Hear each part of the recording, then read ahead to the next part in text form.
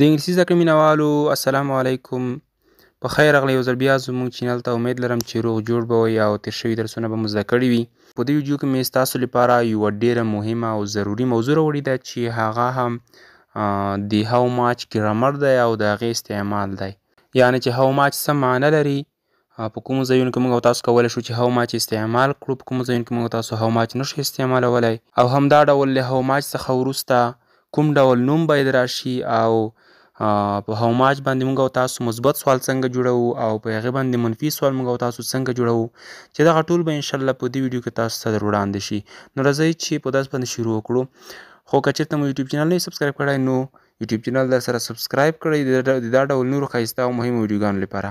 لومړی خو دا چې هاو ماچ څه معنا لري. هاو ماچ معنا څومره، لکه موږ او تاسو پښتو کې وایو چې څومره. نو لکه څه ډول چې موږ او تاسو پښتو ژبه کې څومره د سوال او پوښتنې لپاره استعمالوو، همدا قسم ته په انګلیسي ژبه کې هاو ماچ هم د پوښتنې لپاره او د سوال لپاره استعمالیږي.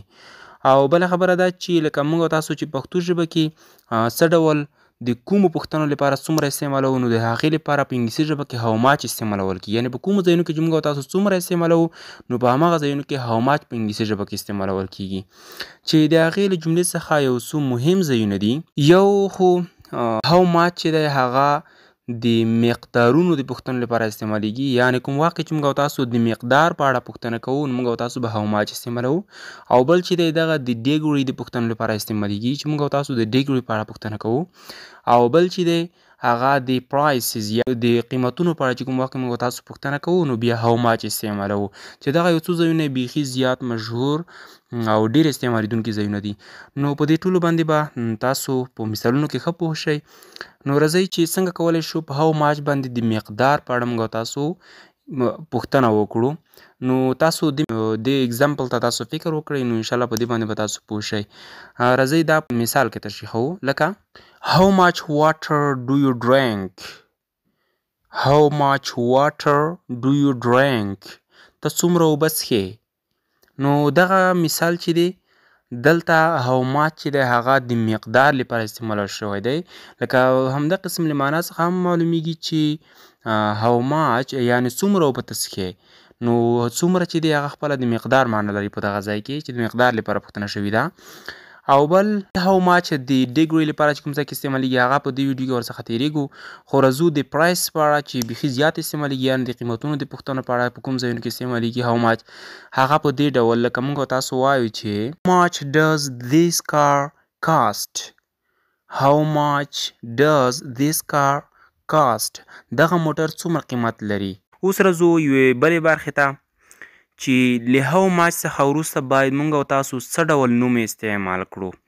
هغه باید کوم ډول نوم، هغه شمېرېدونکی نوم او یا نه شمېرېدونکی نوم، چې دا هم یوه ډېره مهمه خبره او مهمه برخه ده. خوږو ملګرو، تاسو شاید په دې باندې دا خبره زده کړې وي یا مو زده کړې نه وي چې په انګلیسي ژبه کې د شمېر له مخې دوه ډوله نومونه دي. یو ته ویل کېږي countable noun، بل ته ویل کېږي uncountable noun یا count nouns and non-count nouns. یو یعنې count nouns یا countable nouns معنا شمېرېدونکي نومونه، او uncountable nouns معنا نه شمېرېدونکي نومونه. نو موږ او تاسو باید کوم نومونه له هاو ماچ څخه وروسته راوړو. نو دا خبره در سره په یاد لرئ چې هر ځای کې له هاو ماچ څخه وروسته هغه نه شمېرېدونکي نومونه یا uncountable noun راځي چې هغه نه شمېرل کېږي، لکه اوبه، چای او داسې نور نومونه چې هغه شمېرل کېږي نه. لکه مخکې چې مثال درته تېر شو چې How much water do you drink؟ ته څومره اوبه څښې. دلته واټر چې دی هغه نه شمېرېدونکی اسم دی، او هر چې شمېرېدونکي نومونه یا countable nouns دي، نو د هغې لپاره موږ او تاسو how many استعمالوو، چې هغې باندې ما یوه مستقله ویډیو درته جوړه کړې ده او په چینل کې پرته ده، تاسو کولی شئ چې هغه هم در سره وګورئ. لکه موږ او تاسو وایو چې How many books do you have؟ ته څومره کتابونه لرې. How many books do you have؟ ته څومره کتابونه لرې. نو دغه ځای کې بوکس چې دي هغه شمېرېدونکي یا countable nouns دي. نو په همدې خاطر دلته how many راغلی دی. او هر چې uncountable nouns دي د هغې لپاره موږ او تاسو باید how much استعمال کړو، چې دا هم یوه ډېره او ضروري خبره ده چې باید در سره په یاد یې ولرئ. یعنې له how much څخه وروسته باید تاسو countable noun استعمال نه کړئ. countable nouns دي یعنې شمېرېدونکي اسمونه د هغې لپاره موږ او تاسو باید how many استعمال کړو. لکه موږ او تاسو وایو how many books do you read a day. How many books do you read a day. ته د ورځې څومره کتابونه لولې.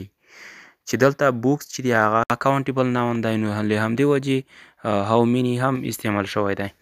اوس راځئ یو ځل بیا لنډه خلاصه او سمري د دغه درس او دغه ویډیو درته وړاندې کړم نو تاسو په غور سره فکر ورته کوئ.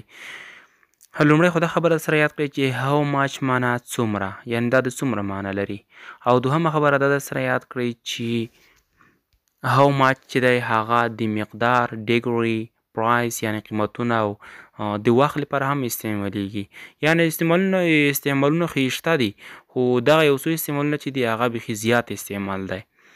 او بله خبره دا چې له how much څخه وروسته باید uncountable nouns یعنې نه شمېرېدونکي نومونه موږ او تاسو وکاروو او شمېرېدونکي نومونه باید له how much څخه وروسته ونه کاروو او هغه باید له how many څخه وروسته راشي.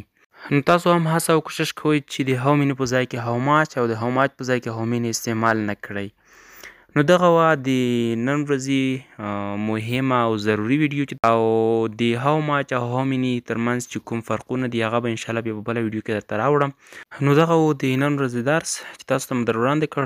خدای دې وکړي چې تاسو د زده کړی وي او ګټور ته تمام شي.